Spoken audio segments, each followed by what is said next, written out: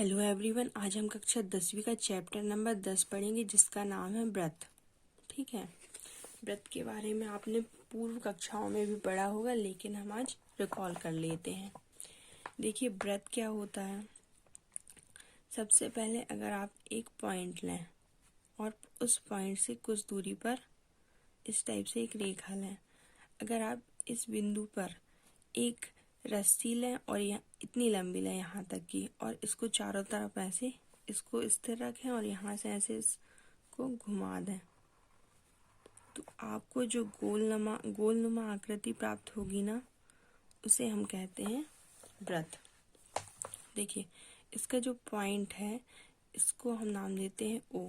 ये होता है व्रत का केंद्र, और ये यहाँ से यहाँ तक की दूरी जो होती है केंद्र से इस गोलनुमा दूरी को बोलते हैं व्रत की परिधि।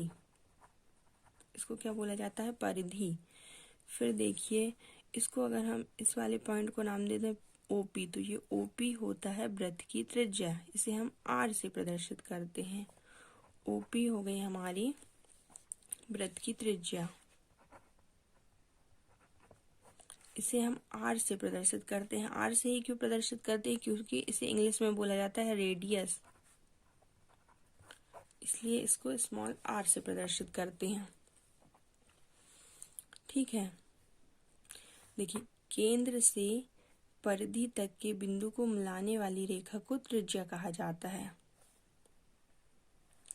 अब अगर हम इस रेखा को इस साइड और बढ़ा दें यहाँ तक, तो इसे क्या कहा जाएगा? ये वाली रेखा देखिए, इसकी क्या विशेषता है? ये वाली रेखा परिधि के दोनों और परिधियों को मिला रही है और केंद्र से होकर जा रही है, तो इसे बोला जाता है व्यास। इसे हम कह सकते हैं, ये हो गया ओपी, तो हमारी त्रिज्या हो गई। अब यहाँ पे इस वाले पॉइंट को एक नाम दे दो क्यू, तो पी क्यू क्या हो जाएगी? पी क्यू को हम बोलेंगे वह रेखा जो परिधि से परिधि को मिलाती है और केंद्र से होकर जाती है, उसे हम क्या कहते हैं? व्यास बोलते हैं। पी क्यू क्या है? हमारा व्यास, क्योंकि ये कहाँ से होकर जा रहा है? केंद्र से होकर जा रहा है। अब त्रिज्या और व्यास में एक संबंध होता है। व्यास बराबर क्या होता है? हम देख रहे हैं व्यास बराबर क्या है? ये भी आर और ये भी केंद्र से परिधि तक की दूरी क्या कहलाएगी? त्रिज्या। आर और आर 2r, मतलब व्यास बराबर क्या होता है? 2 गुणित त्रिज्या। व्यास क्या होता है? त्रिज्या का दुगना होता है। व्यास को डी से प्रदर्शित करते हैं। व्यास को डी से क्यों प्रदर्शित करते हैं? क्योंकि इसको इंग्लिश में बोलते हैं डायमीटर। 2 into are. और त्रिज्या क्या होता है? त्रिज्या क्या होती है? व्यास की आधी। ये त्रिज्या और व्यास में संबंध है। इसके बाद हम थोड़ा और विस्तार में जाएं। इसे व्रत ही क्यों कहते हैं? एक चीज ध्यान दीजिए, इससे जैसे कोई हम एक और बना लेते हैं ऐसे, इस गोलनुमा आकृति को आप व्रत ही क्यों कहते हैं? जैसे अगर ये इसका केंद्र है, ये इसकी त्रिज्या हो गई केंद्र से परिधि, पी क्यू आर एस, केंद्र से परिधि के बीच कोई भी रेखा बना लो टी, तो इसे व्रत ही इसलिए कहते हैं क्योंकि केंद्र से परिधि तक के बीच की दूरी समान होती है। आर का मान समान होगा। जैसे इसका ओ है, तो ओ पी बराबर ओ क्यू बराबर ओ आर बराबर ओ एस बराबर ओ टी, इन सब का मान काय के बराबर होता है? आर के बराबर। इसलिए इसे व्रत कहा जाता है। व्रत की सभी त्रिज्याएं बराबर होती हैं, इसका मतलब हुआ। अब एक चीज देखिए, यहाँ हमने जो रेखा केंद्र से होकर जा रही है और परिधि के दोनों छोर के बिंदुओं को मिला रही है, उसको हमने क्या नाम दे दिया? व्यास। अब एक बात आपके दिमाग में आ रही होगी कि जो रेखा केंद्र से होकर नहीं जाएगी उसको क्या बोलेंगे? इस रेखा को क्या बोला जाएगा? ऐसी रेखा जो परिधि से परिधि को मिलाती है लेकिन केंद्र से होकर नहीं जाती, इस रेखा को बोला जाता है जीवा। ठीक है, व्यास सिर्फ एक व्यास वह होगा जो केंद्र से होकर जाएगा, लेकिन जीवा क्या होगी? जो केंद्र से होकर नहीं जाएगी। जैसे अगर यहाँ से हम एक लाइन खींच दें, ये भी केंद्र से होकर नहीं जा रही है, तो ये भी क्या है? हमारी जीवा। इतना सब हमने जान लिया। अब हम क्या जानेंगे? व्रत का क्षेत्रफल। वृत्त का क्षेत्रफल क्या होता है? बताइए, आपने पढ़ा होगा। वृत्त का क्षेत्रफल क्या होता है? पाई आर स्क्वायर। और वृत्त की परिधि, वृत्त की परिधि क्या होती है? 2πr। जो ये गोलनुमा दूरी है ना, इसी को वृत्त की परिधि बोलते हैं। तो वृत्त की परिधि क्या होती है? 2πr। पाई का मान क्या होता है? 22/7। क्वेश्चन में अगर बोलेगा कि पाई का मान 22/7 रखना है तो 22/7 रखिएगा, नहीं तो क्या रखेंगे? 3.14। जो भी क्वेश्चन में बोलेगा उस हिसाब से आपको करना होगा।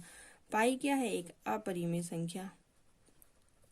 ये भी आप ध्यान रखिएगा, 1 नंबर के क्वेश्चन में पूछ सकता है। पाई एक अपरिमेय संख्या है।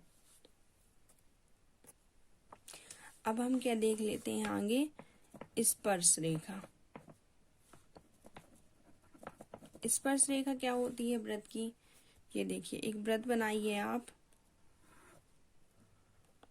लोग प्रकार की सहायता से बनाइएगा। ओ केंद्र वाला एक वृत्त बनाते हैं, ठीक है। अब देखिए स्पर्श रेखा क्या होती है। ये देखिए, एक रेखा है और इसे छूकर ऐसे चली गई इस पॉइंट पे, ठीक है। स्पर्श का मतलब होता है छू कर चले जाना। वह रेखा जो वृत्त के किसी एक बिंदु को स्पर्श करती हुई चली जाए। देखो, वृत्त के इस वाले बिंदु को स्पर्श करती हुई चली गई, इसको हम पी नाम दे देते हैं। तो ये क्या हो गई हमारी? वृत्त की स्पर्श रेखा, क्योंकि वृत्त को स्पर्श करती हुई जा रही है, ठीक है। और ये जो जिस बिंदु पर स्पर्श करती है, इस बिंदु को हम बोलते हैं पी। क्या है? ये हमारा स्पर्श बिंदु। और ये जो रेखा है वो क्या है? हमारी स्पर्श रेखा। अब देखिए, जो रेखा वृत्त को स्पर्श करती हुई जा रही है तो उसको हम स्पर्श रेखा करेंगे। और जो रेखा वृत्त को ऐसे क्रॉस करती हुई जाएगी, जैसे ये वाली गई, इसको कौन सी रेखा बोलेंगे? वृत्त को क्या कर रही है? यहाँ 2 बिंदुओं पर क्रॉस कर रही है, तो इसको बोला जाता है छेदक रेखा। ये हो गई हमारी छेदक रेखा। अब हम आपकी बुक में देख लेते हैं क्या क्या दिया है 10th चैप्टर में। देखिए, मैंने आपका बेसिक क्लियर कर दिया है। और ये देखिए, इसमें क्या दिया है? फर्स्ट, वृत्त की स्पर्श रेखा। ये भी मैंने बता दिया है आपको। इसमें क्या दिया है? किसी वृत्त की स्पर्श रेखा वह रेखा है जो वृत्त को केवल एक बिंदु पर प्रतिच्छेद करती है, ठीक है। और जिस बिंदु पर प्रतिच्छेद करती है वो बिंदु क्या कहलाएगा? स्पर्श बिंदु। इसमें जो बुक में डार्क से लिखा रहता है ना, इसको आप पढ़ लीजिए कीजिए।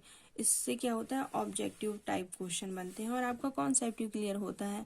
फिर यहाँ देखिए क्या लिखा है? वृत्त के एक बिंदु पर एक और केवल एक स्पर्श रेखा होती है। देखिए इस आकृति को देखिए, इसमें बहुत सारी रेखा खींची गई हैं, लेकिन सिर्फ एक रेखा ऐसी होगी जो स्पर्श रेखा होगी, ये वाली गई है।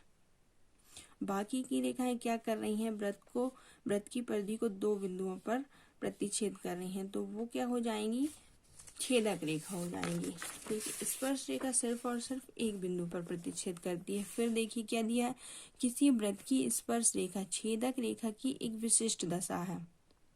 जो वृत्त की स्पर्श रेखा होती है ना, जैसे ये वाली, वो छेदक रेखा की क्या है? एक विशिष्ट दशा है। विशिष्ट दशा क्यों कह रहे हैं? क्योंकि जब संगत जीवा के दोनों सिरे संपाती हो जाएं। देखो, अगर एक सिरे में प्रतिच्छेद कर रही है तो वो स्पर्श रेखा हो जाएगी। इसमें P dash P, P dash Q dash और P double dash Q dash, ये क्या है? स्पर्श रेखा है। और देखो, छेदक रेखा में 2 बिंदुओं पर प्रतिच्छेद करती है, लेकिन इसमें एक बिंदु पर, इसलिए बोल रहा है वो कि संपाती हो जाए। सरा एक ही है जो कि संपाती हो गया है, ठीक है। अब देखिए, इसमें एक प्रमेय दिया है जो कि बहुत इंपॉर्टेंट है। प्रमेय 10.1, वृत्त की किसी बिंदु पर स्पर्श रेखा स्पर्श बिंदु से जाने वाली त्रिज्या पर लंब होती है। इसको हम समझ लेते हैं। देखिए, प्रमेय क्या बोल रहा है? वृत्त के किसी बिंदु पर एक वृत्त बनाइए, एक वृत्त बना लिया हमने। ये वृत्त के किसी बिंदु पर स्पर्श रेखा, फिर हम वृत्त के किसी बिंदु पर एक स्पर्श रेखा बना लो ऐसी, ये बन गई स्पर्श रेखा जो वृत्त को स्पर्श करती हुई जा रही है। वृत्त की किसी बिंदु पर स्पर्श रेखा स्पर्श बिंदु से जाने वाली त्रिज्या पर स्पर्श बिंदु ये है, स्पर्श बिंदु से जाने वाली त्रिज्या क्या होगी, ये हमारा केंद्र है ओ, केंद्र से परिधि को मिलाएंगे तो क्या बनेगी त्रिज्या, तो ये हो गई हमारी त्रिज्या आर। वृत्त के किसी बिंदु पर स्पर्श रेखा स्पर्श बिंदु से जाने वाली त्रिज्या पर क्या होती है, लंब होती है। इनका कहने का मतलब है कि जो ये त्रिज्या है वो स्पर्श रेखा पर क्या होती है, लंब होती है। का मतलब इन दोनों के बीच का जो कोण बनेगा वो 90 अंश का बनेगा। ठीक है, यही है हमारा प्रमेय। इसे आप याद रखना कि स्पर्श रेखा जो होती है वृत्त के किसी बिंदु पर स्पर्श रेखा स्पर्श बिंदु से जाने वाली त्रिज्या पर लंब होती है, मतलब उनके बीच 90 अंश का कोण बनता है। अब हम क्या करते हैं, प्रश्नावली 10.1 सॉल्व कर लेते हैं। ठीक है, प्रश्नावली 10.1 में क्या है, एक वृत्त की कितनी स्पर्श रेखाएं हो सकती हैं। इसमें तो पहले से लिखा है अपरिमित रूप से अनेक। कैसे, देखो मैं समझा देती हूँ। एक वृत्त बनाइए, वृत्त की कितनी स्पर्श रेखाएं बोल रहे हैं हम कि अपरिमित रूप से। देखो एक ये हो गई, एक ये हो गई, एक ये हो गई, एक ये हो गई, एक ये हो गई, ये तो छेदक बन गई। मतलब सिर्फ वृत्त को स्पर्श करती हुई जाए तो ऐसी कितनी होंगी, खूब सारी बना सकते हैं हम। बनाते जाओ तो इसका आंसर क्या होगा, अपरिमित रूप से अनेक। वृत्त की कितनी स्पर्श रेखाएं होती हैं, अपरिमित रूप से अनेक। फिर नेक्स्ट सेकंड वाला देखिए, रिक्त स्थान की हमको क्या करना है, पूर्ति। किसी वृत्त की स्पर्श रेखा उसे खालिस्तान बिंदुओं पर प्रतिच्छेद करती है, केवल एक बिंदु पर प्रतिच्छेद करती है ना, तब तो वो स्पर्श रेखा कहलाएगी। एक बिंदु पर प्रतिच्छेद करेगी, अगर दो बिंदुओं पर प्रतिच्छेद करेगी तो छेदक हो जाएगी। वृत्त को दो बिंदुओं पर प्रतिच्छेद करने वाली रेखा को खालिस्तान कहते हैं। ये देखिए छेदक रेखा कहते हैं। एक वृत्त की खालिस्तान समांतर स्पर्श रेखाएं हो सकती हैं, केवल दो। देखिए अब कैसे हो सकती हैं, हम दो स्पर्श रेखाएं, समांतर स्पर्श रेखा की बात कर रहे हैं। एक वृत्त बनाया हमने समांतर, देखो जैसे एक रेखा ऐसे खींची, ये हो गई अपनी स्पर्श रेखा। फिर इसके बाद इसके समांतर खींची, ये छेदक हो गई, ये भी छेदक, ये भी छेदक। अब एक रेखा यहाँ आएगी तो पी क्यू और पी डैश क्यू डैश। एक वृत्त की कितनी समांतर रेखा है, सिर्फ दो समांतर रेखा है, ये तो हमारी छेदक रेखा हो गई, इसलिए यहाँ लिखा है 2। वृत्त तथा उसकी स्पर्श रेखा के उभयनिष्ठ बिंदु को क्या बोला जाता है, स्पर्श बिंदु। वृत्त तथा उसकी स्पर्श रेखा, ये हो गया वृत्त और ये हो गई उसकी स्पर्श रेखा, और जो बिंदु स्पर्श कर रहा है ये उभयनिष्ठ हो गया, तो ये क्या होता है हमारा स्पर्श बिंदु। ये हो गया हमारा जो उभयनिष्ठ बिंदु है वृत्त और स्पर्श रेखा का, वो हो गया हमारा स्पर्श बिंदु, इसलिए यहाँ आ जाएगा स्पर्श बिंदु। अब क्या देखिए, थर्ड क्वेश्चन क्या है हमारा, 5 सेंटीमीटर त्रिज्या वाले एक वृत्त के बिंदु P पर स्पर्श रेखा PQ केंद्र O से जाने वाली एक रेखा से बिंदु Q पर इस प्रकार मिलती है कि OQ बराबर 12 सेंटीमीटर और PQ की लंबाई है। हमें क्या क्या दिया है, 5 सेंटीमीटर की त्रिज्या लेना है, उससे एक वृत्त बनाएंगे। ठीक है, 5 सेंटीमीटर त्रिज्या वाला। फिर बिंदु P पर स्पर्श रेखा PQ केंद्र O से जाने वाली एक रेखा से बिंदु Q पर इस प्रकार मिलती है कि OQ कितना है हमारा 12 सेंटीमीटर, तो हमें PQ की लंबाई ज्ञात करनी है। देखिए अब देखिए, हम सबसे पहले क्या करते हैं, 5 सेंटीमीटर का एक वृत्त बना लेते हैं। ठीक है, ये बन गया 5 सेंटीमीटर का वृत्त।